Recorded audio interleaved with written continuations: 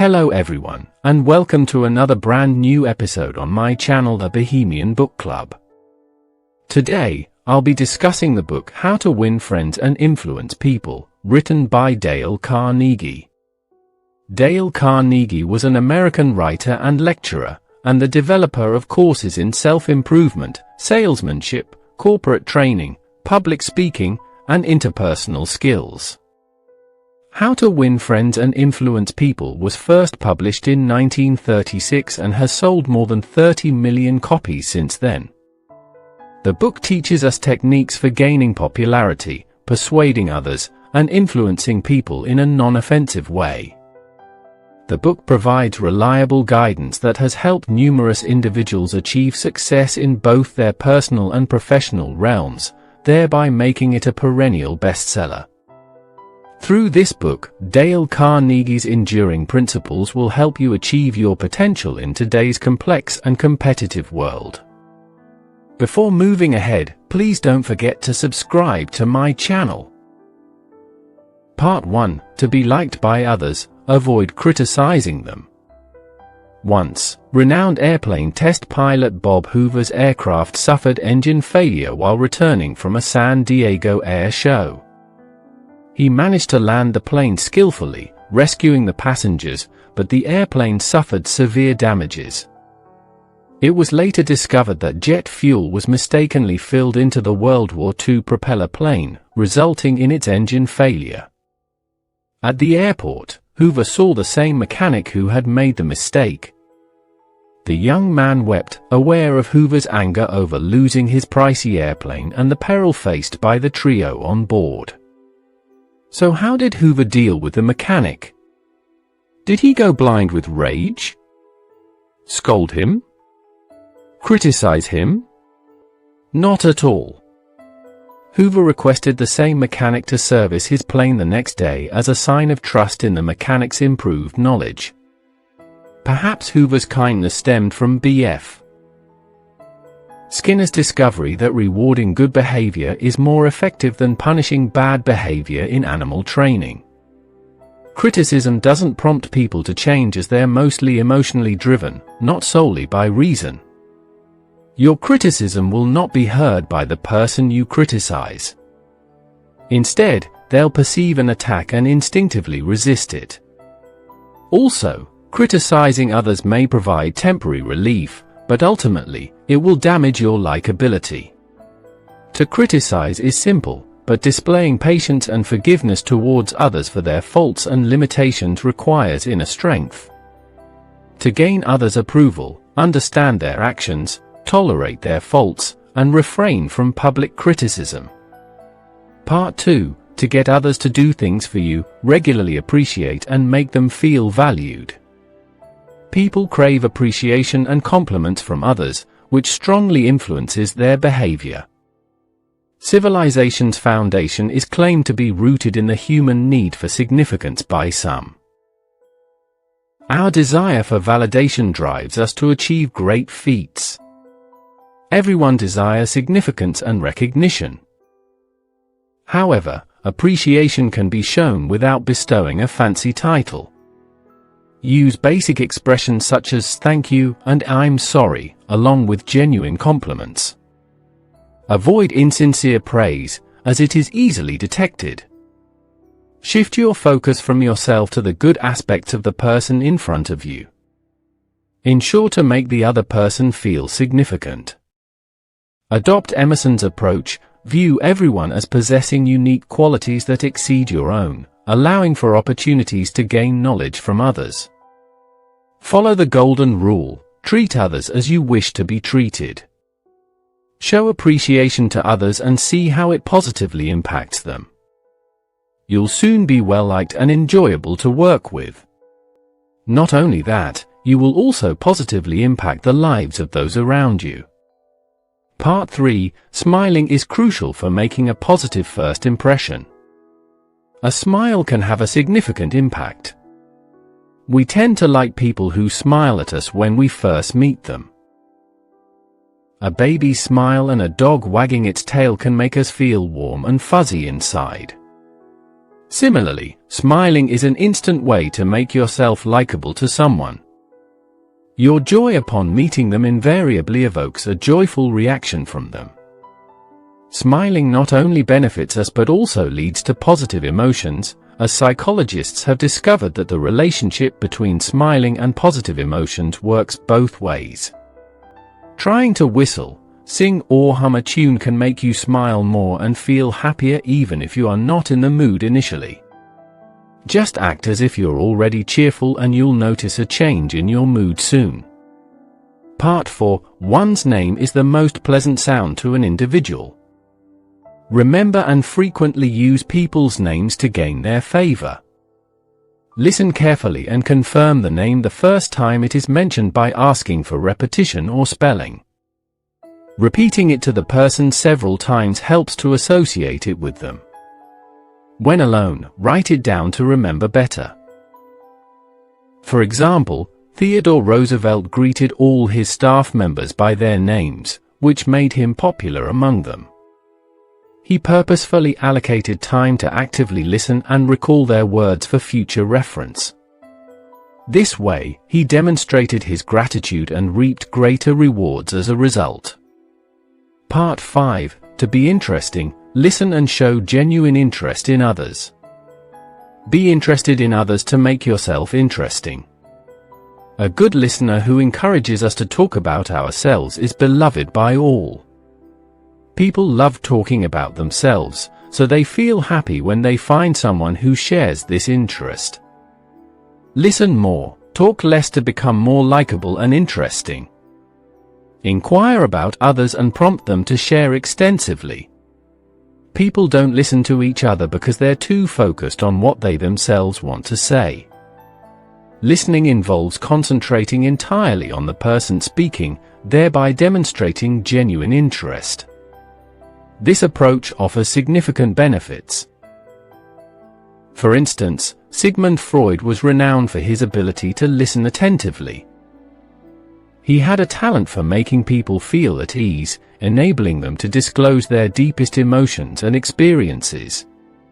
On the other hand, talking excessively about oneself, disregarding others' opinions, and interrupting them will make you instantly unlikable because it suggests self-centeredness. Instead, inquire about the other person's achievements and personal interests to encourage them to engage in meaningful conversation with you and establish a strong bond. Part 6. Consider others' desires and discuss their important topics to win them over. To get someone to do something, consider how to make them want to do it. Speak about their interests to win their favor. People like those who talk about things they care about, like their work, hobbies, or wealth.